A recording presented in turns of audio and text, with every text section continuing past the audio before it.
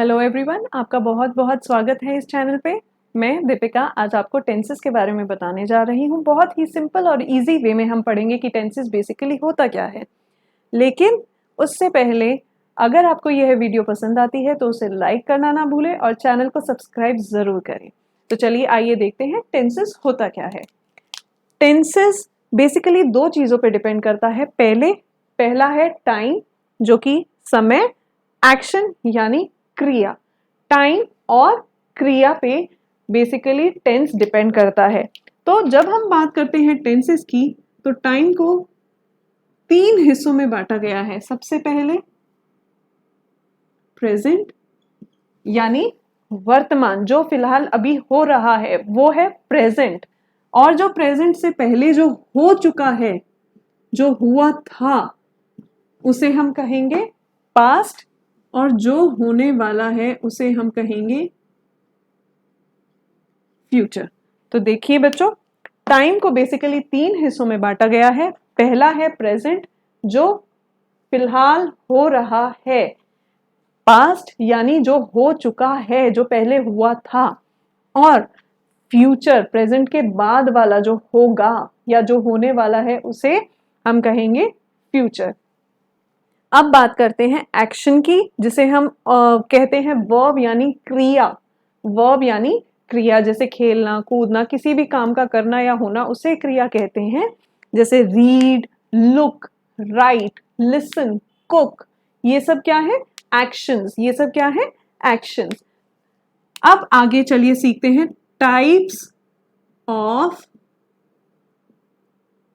Tenses. Tenses कितने type के होते हैं? सबसे पहला जो टेंस का टाइप होता है वो है सिंपल, या फिर उसे हम कहते हैं इनडेफिनेट फॉर्म। सबसे पहला सिंपल या फिर इनडेफिनेट फॉर्म। अब अगर आपको कोई वाक्य दिया जाता है और आपको आइडेंटिफाई करना है कि ये कौन सा टाइप है, तो आप सिंपल को कैसे आइडेंटिफाई करेंगे? सिंपल या इनडेफिनेट फॉर्म के जो सेंटेंसेस होते हैं वो आपको किसी भी चीज के बारे में या किसी भी व्यक्ति के बारे में सिर्फ एक इंफॉर्मेशन देते हैं या किसी का डेली रूटीन बताते हैं। उसमें आपको एक पर्टिकुलर वक्त का नहीं बताया जाता। जैसे कि मैं एग्जांपल लेती हूं, I go for a walk daily। I go for a walk daily। ये मेरे बारे में आपको एक इंफॉर्मेशन दी गई है that I go for a walk daily। मैं रोज सैर करने जाती हूँ। क्या मैं यहाँ किसी एक पर्टिकुलर टाइम के बारे में बात कर रही हूँ? नहीं। इसीलिए इस वाली फॉर्म को, ऐसे वाक्यों को कहा जाता है सिंपल या फिर इनडेफिनेट। सिंपल या फिर इनडेफिनेट, क्योंकि यह आपको सिर्फ एक इंफॉर्मेशन दे रहे हैं। एक और एग्जांपल ले लेते हैं, आई एम अ टीचर। ये भी एक सिंपल वाक्य है। क्यों? क्योंकि ये आपको मेरे बारे में कुछ इंफॉर्मेशन दे रहा है कि मैं एक टीचर हूं। तो ऐसे वाक्य जहां आपको किसी के डेली रूटीन या किसी के बारे में कोई इंफॉर्मेशन मिलती है, ऐसे वाक्यों को हम कौन से फॉर्म में आइडेंटिफाई करेंगे? सिंपल या फिर इनडेफिनेट फॉर्म। चलिए देखते हैं अगला फॉर्म कौन सा होता है।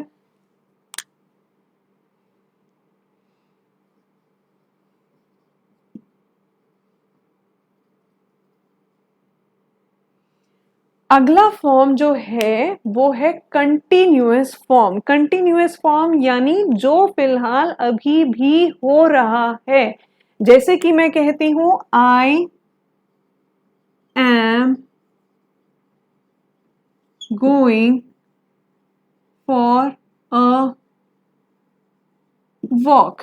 मैं वॉक के लिए जा रही हूं, मतलब मैं अभी भी चल रही हूं। और सबसे आसान तरीका कंटिन्यूअस फॉर्म को पहचानने का यह है कि जो आपकी जो क्रिया होती है उसके साथ में लास्ट में आई एन जी जरूर आता है। आईएनजी वर्ब के साथ, क्रिया के साथ जरूर आता है। चलिए एक और सेंटेंस लेते हैं। आई एम टीचिंग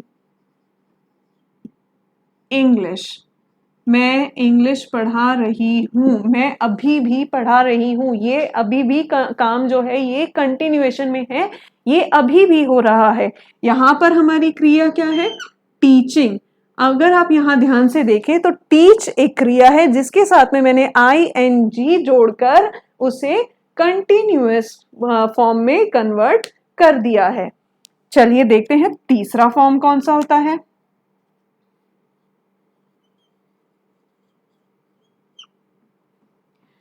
तीसरा जो हमारा फॉर्म है वो है परफेक्ट फॉर्म। वो है परफेक्ट फॉर्म। इसे हम परफेक्ट क्यों कहते हैं? क्योंकि ये हमें यह बताता है कि कोई कार्य जो शुरू हुआ है या जो शुरू हुआ था उसका असर अभी भी है, उसका इम्पैक्ट अभी भी है। जैसे कि मैं कहती हूं I have kept books on the table. I have kept books on the table. मैंने किताबें टेबल पर रख दी हैं। क्या वो किताबें वहीं रहेंगी, अपने आप कहीं चली जाएंगी? ऑब्वियस सी बात है, वो किताबें वहीं रहेंगी जब तक मैं उन्हें या कोई और उन्हें नहीं हटाता है। तो मैंने वो किताबें उठाकर रखी और वो किताबें वहीं रखी हुई हैं। उसका इम्पैक्ट वही है कि वो किताबें वहां हैं। तो ये फॉर्म क्या हुआ? Perfect form. इसे हम क्या कहेंगे? Perfect form. एक और सेंटेंस ले लेते हैं।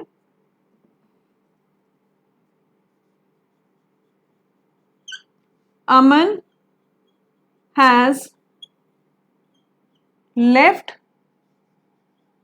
For the school. Aman has left for the school. इसका इम्पैक्ट अभी भी है। अमन स्कूल के लिए निकल गया है। अभी निकल गया है मतलब निकल गया था, वो चला गया था और अभी उसका इम्पैक्ट है, वो यहां पर नहीं है। और जो लास्ट हमारा जो फॉर्म होगा वो है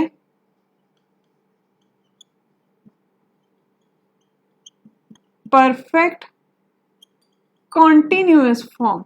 अब इसे परफेक्ट कॉन्टिन्यूअस फॉर्म क्यों कहते हैं? क्योंकि ये फॉर्म हमें यह बताता है कि कोई कार्य जो हमने शुरू किया था, जिसका इम्पैक्ट पहले भी था और अभी भी वह कार्य चल रहा है। जैसे कि मैं कहती हूं, और ये एक चीज और ध्यान दीजिएगा, इसमें आपको थोड़ा सा टाइम का भी हिंट होता है। जैसे कि मैं कहती हूं I am teaching, I am teaching since morning. I am teaching since morning. मैं सुबह से पढ़ा रही हूँ, मतलब मैं पहले भी पढ़ा रही थी और अभी भी पढ़ा रही हूँ। उसका इम्पैक्ट आप पर या पढ़ने वालों पर पहले भी था और अभी जो पढ़ रहे हैं उन पर भी हो रहा है। तो ये थे हमारे 4 फॉर्म्स ऑफ टेंसेस। सबसे पहले सिंपल या इंडेफिनिट, दूसरा कॉन्टिन्यूअस, तीसरा परफेक्ट और चौथा परफेक्ट कॉन्टिन्यूअस फॉर्म। अब सबसे इंपॉर्टेंट बात जो मैं आपको बताने जा रही हूं वो यह है कि एक्शन जो है, जो क्रिया है, वो हमेशा टाइम पर डिपेंड करती है। टाइम कभी भी क्रिया पर डिपेंड नहीं करता, हमेशा क्रिया टाइम पर डिपेंड करती है। अब देखते हैं, इसमें टाइम को 2 हिस्सों में बांटा गया है। अगर मैं कहती हूं 7 AM या फिर संडे या फिर जनवरी मैं एक पर्टिकुलर टाइम के बारे में बात कर रही हूं, एक पर्टिकुलर टाइम के बारे में बात कर रही हूं, तो इसे हम कहेंगे पॉइंट ऑफ टाइम, इसे हम कहेंगे पॉइंट ऑफ टाइम। और दूसरा जो होता है, जैसे कि अगर मैं कहती हूं 7 आवर्स, 7 आवर्स, 7 घंटे, क्या मैं एक पर्टिकुलर 7 घंटे के बारे में बात कर रही हूं? नहीं, over a period of time, over a period of time. क्या मैंने यहां किसी पर्टिकुलर टाइम के बारे में बात की? नहीं। तो इसे हम क्या कहेंगे? ड्यूरेशन। इसे हम क्या कहेंगे? ड्यूरेशन। आप देखिए कि टाइम पर क्रिया कैसे डिपेंड करती है।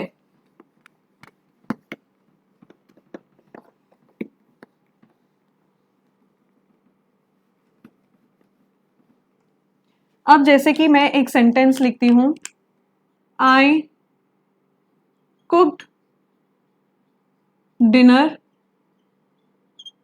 Eight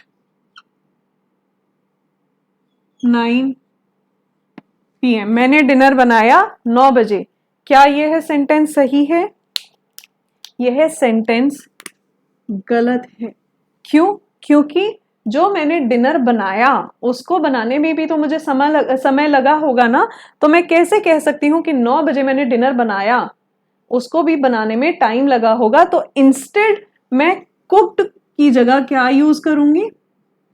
was cooking. अगर मैं कहती हूं I was cooking dinner eight 9 PM, तो वह सेंटेंस सही होगा। और ये करेक्ट फॉर्म अब आपके सामने है। आई कुक्ड डिनर एट 9 PM गलत होगा, क्योंकि इसको बनाने में भी मुझे टाइम लगा होगा। इसीलिए मैं लिखूंगी I was cooking dinner eight 9 PM। तो चलिए और देख लेते हैं, एक और एग्जाम्पल देखते हैं। I wrote a story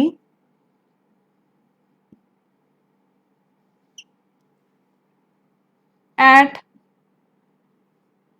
5 AM। I wrote a story at 5 AM। अब यह वाक्य भी सही नहीं है, क्योंकि जब मैं कहानी लिखूंगी तो मुझे उस कहानी को लिखने में कुछ ना कुछ समय तो जरूर लगेगा। इसीलिए wrote की जगह मैं क्या यूज करूंगी? was writing। I was writing a story at 5 AM। इसीलिए मैंने आपको कहा कि टाइम पर हमेशा एक्शन डिपेंड करता है, ना कि एक्शन पर टाइम। तो चलिए दोस्तों, आई होप आपको कुछ तो समझ आया होगा, और बहुत ही जल्दी आप मेरी अगली वीडियो में और डिटेल में पढ़ेंगे टेंसेस के बारे में। I hope you like the video, and if you like the video, please do click on the like button and subscribe to the channel. Thank you so much. See you once again.